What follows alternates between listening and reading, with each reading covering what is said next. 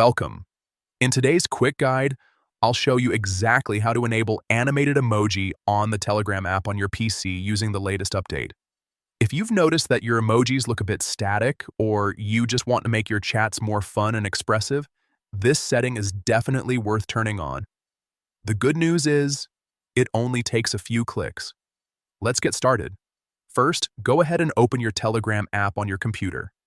Make sure you're logged into your account so you can access all the settings. Once the app is open, look at the top left corner of the screen. You'll see three horizontal lines, also known as the menu icon. Click on that to open the main menu. From the menu, find and click on Settings. This will take you to the area where you can customize your Telegram experience.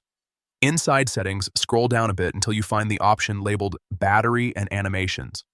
Click on it to open more options related to performance and visual effects. Now, look for the setting called Animated Emoji. This is the feature that allows emojis to come to life with smooth animations when you send or receive them. Simply toggle or enable the Animated Emoji option. Once you've done that, make sure to click on Save so your changes are applied. And that's it. Animated emojis are now enabled on your Telegram desktop app.